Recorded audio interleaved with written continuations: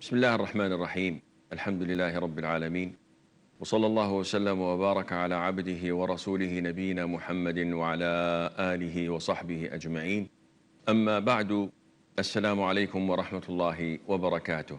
We're still pondering upon the verses of Surah Al-Buruj, and the ayah that we concluded last time we met was ayah number 10. Allah says, إِنَّ الَّذِينَ فَتَنُوا الْمُؤْمِنِينَ وَالْمُؤْمِنَاتِ ثُمَّ لَمْ يَتُوبُوا فَلَهُمْ عَذَابُ جَهَنَّمَ وَلَهُمْ عَذَابُ الْحَرِيقِ. Verily those who put into trial by burning. So the word fatanu has a meaning in Arabic, to test and to burn the gold so that it would be purified. And it also is used as a test or a punishment or torment or torture. So Allah Azza wa Jal is referring to all of these meanings by saying that verily those who put into trial the believing men and women and then do not turn in repentance will have the torment of hell, and they will have the punishment of the burning fire. So any type of trial, any type of fitna a person imposes upon the believers, he will be punished in hellfire. And this includes those who torture the believers because of their iman, those who prosecute them because of their belief, those who pose and show and expose the believers to fitna, to trials. So they show them temptation and they try to lure them to the dungeons of sin and filth. All of these are going to suffer in the same fashion that Allah has described, to be burnt in hell, unless they repent before they die. And how would one repent? This is very easy. All what you have to do, first of all, is that you repent for the sake of Allah. So your repentance is not because the doctor told you if you don't quit drinking, then your liver is going to be busted and you're going to die. No, you quit drinking because it's forbidden. So you have to be sincere. And you have to show deep remorse. So if you quit the sin, but you always enjoy remembering it, then you're not truly repenting. Because the Prophet said, alayhi salatu salam, an-nadamu tawbah. Remorse, deep, sincere remorse is repentance. So you have to regret. You have to quit. So it's no use for you to have like 10 bottles of whiskey and a glass in your hand and you say, I will, inshallah, someday quit. This is not repentance. Even if you feel remorse, as long as you're drinking, as long as you're involved in that sin, Allah will not accept your repentance. If you quit and feel remorse, you have to plan not to do it again. You have to intend not to do it again. But if you quit and feel remorse, yet you call your travel agent and say, listen, the place you sent us to last month was horrible. Pick a better location next August. And you hang up, this means that you intend to do it, your repentance is not accepted. And as mentioned before, your repentance has to be in a time where Allah accepts it. Because if the sun rises up from the west, this is doomsday. Allah would not accept your repentance. And if you are on your dying bed and your soul reaches your throat and you say, I repent, Allah would not accept this. It has to be in a time when Allah accepts your repentance. And if the sin is between you and another individual, you stole his money, you attacked him, you did something wrong to him, you should give back to him what is his, and you should ask him for his forgiveness, because this is between you and him. If you don't, Allah will take from your sins and give it to him on the day of judgment. Then Allah Azza wa Jal says, إِنَّ الَّذِينَ آمَنُوا وَعَمِلُوا الصَّالِحَاتِ لَهُمْ جَنَّاتٌ تَجْرِي مِنْ تَحْتِهَا الْأَنْهَارُ ذَلِكَ الْفَوْزُ الْكَبِيرُ. Verily those who believe and do righteous good deeds, for them will be gardens under which rivers flow, that is in paradise. That is the greatest success. ذلك الفوز الكبير, the great success. Now Allah Azza wa Jal has promised those who believe. Believe in what? Believe in Allah, in His Prophet sallallahu alaihi wasallam, in Islam. Allah would give them this garden, this Jannah, this paradise. But if someone says, listen, I believe in the existence of Allah, but I don't believe in Muhammad sallallahu alaihi wasallam to be the Prophet and the Messenger of Allah, he's kafir. He will not enter paradise. If he says, I believe in Allah and I believe in the Messenger sallallahu alaihi wasallam, but I believe there are other messengers coming after him, he's a kafir. He will not be admitted to Jannah because he is belying the Quran that says that the Prophet is the seal of the Prophethood sallallahu alaihi wasallam, and so on. So those who believe and do righteous good deeds, and you have to do good deeds. It's not sufficient that you sit on your couch and say, I believe in Allah, but I'm not willing to pray. If you don't pray, you're not a Muslim. These are the pillars of Islam. If you don't believe and do righteous deeds, you will not be entitled to enter paradise. Those who believe and do righteous deeds, Allah Azza wa Jal has prepared for them gardens where rivers flow underneath, and rivers flow of honey, wine, milk, and water. It flows under their houses, under their gardens.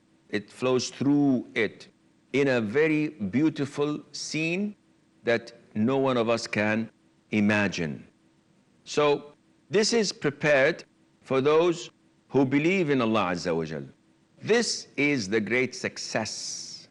And what do we mean by the word the great success? Because you can succeed in this life, partially. But the ultimate is when you are admitted in paradise. This is the success that is compared to nothing. And you have to always remember that success is not necessarily as people think it. If your wife is the most beautiful woman, man, you have succeeded for sure. But if she doesn't wear the hijab and everyone shares her beauty with you, then this is a great loss. When someone dies defending what he believes, as we know, jihad is one of the pillars of Islam. Not what the terrorists do, not killing people indiscriminately, not blowing up innocent people, women, children, elderly, places of worship, churches, synagogues, masjids. This is not jihad. This is terrorism. But the actual jihad that Allah has praised, that the Prophet ﷺ had done to defend your religion, to defend your country, to defend your honor, to spread the word of Allah Azza wa Jal. This jihad may result in bloodshed, may result in your own self being killed and martyred. One would look at a martyr and say, wow, the poor thing, he died. He's not poor, he has succeeded. Allah Azza wa Jal has granted him Jannah, paradise. So success is not in accordance to what you and I know. It is in accordance to what the Quran and the Sunnah tells us about. And that is why Allah Azza wa Jal tells us in chapter 3, Surah Al-Imran, فَمَنْ زُحْزِحَ عَنِ النَّارِ وَأُدْخِلَ الْجَنَّةِ فَقَدْ فَازَ. He who is turned away from hell and admitted to paradise, he has succeeded. This is the true success that each and everyone should look for. What does Allah the Almighty call us to every single day, 5 times a day? Come to success. Hayya ala al-falah. Come to success. You want success? You have to go and pray in the masjid. And the masjid is the thing that draws you closer to Allah Azza wa Jal, and with it you will find success. Allah Azza wa Jal says in the following ayah, Inna batasha rabbika lashadid. Verily, the wrath and punishment of your Lord is severe. Indeed it is. Allah's punishment is unlike anyone's punishment, as well as Allah's reward is unlike anyone's reward. The problem is that we do not know our Lord.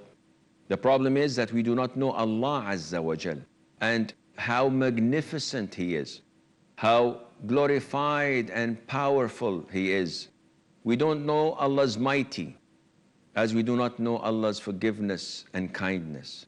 Muslims are ignorant of their Lord's attributes and beautiful names. And that is why the more you get to know Allah, the closer you get to paradise. We have a short break, stay tuned, and inshallah we'll be right back.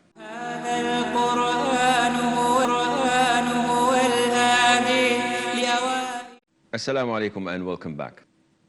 Allah says, Inna batasha rabbika lashadid. Verily, the wrath and punishment of your Lord is severe. And by Allah it is. Umar ibn Abdul Aziz, may Allah be pleased with him and have mercy upon him, was in Hajj one year, and it rained heavily, and there was thunder shaking the earth, and all the pilgrims were terrified and frightened, while Umar was smiling. And they asked him, you see what the people are suffering from and how they are frightened by the thunder, and you're smiling? And he said, yes, praise be to Allah and glory be to Him. This is the sign of His mercy. Rain is His mercy. The crops will grow and the cattle would drink and eat. So the thunder is the signs of His mercy. How about it when Allah shows you His wrath? La ilaha illallah. When you look at a volcano erupting, this is a glimpse of Allah's wrath.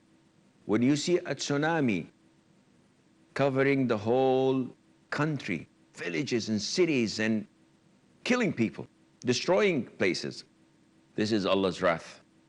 And this is nothing compared to what awaits the disbelievers on the Day of Judgment. إِنَّهُ هُوَ يُبْدِئُ وَيُعِيدُ. It is verily He who begins and returns things or repeat them. So it is Allah Azza wa Jal who creates the humans and the rest of the creatures. When they die and decompose and turn into dust, it is Allah Azza wa Jal who resurrects them and gives them life after death. Everything begins from Allah Azza wa Jal, and everything ends to Him subhanahu wa ta'ala. He is the first without a beginning, and He is the last without an end subhanahu azza wa jal. وَهُوَ الْغَفُورُ الْوَدُودُ. Yes, His wrath is severe, and He's the one who resurrects, but He is of forgiving and full of love. These are two attributes of Allah Azza wa Jal. He is of forgiving. No matter what your sins are, come to Him and He will forgive you. And that is why it was reported that Wahshi ibn Harb, may Allah be pleased with him, he was an Abyssinian slave, but a strong and fierce fighter. He's the one who ambushed Hamza, the uncle of the Prophet ﷺ, may Allah be pleased with him, and assassinated him. He killed him. And then after doing this heinous act, and we know that Hamza is on the top of the list of martyrs. The Prophet said, Sayyid al-Shuhada, the master of all martyrs is Hamza, his uncle. So Wahshi, who killed Hamza, may Allah be pleased with him, came to the Prophet ﷺ. But he came accepting Islam. Now, he killed the master of martyrs. Yet Allah Azza wa Jal, nothing holds Him back from forgiving those who come to Him. And that is why Allah says in the end of Surah Az-Zumar, O my servants who have transgressed greatly upon themselves, do not despair from Allah's forgiveness. For Allah forgives all sins. And Allah Azza wa Jal is of forgiving, full of love. Allah Azza wa Jal is full of love and kindness. And He, subhanahu wa ta'ala, draws closer to His servants so that they would love Him and come to worshiping Him. Dhul Arsh al-Majid, the owner of the throne, the glorious, Subhanahu Azza wa Jal. Allah is glorious. His throne is glorious.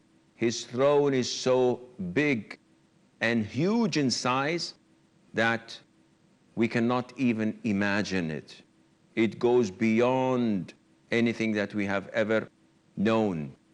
If the heavens and the earth combined, the whole of these galaxies were compared to the kursi, it is like a ring thrown in the desert.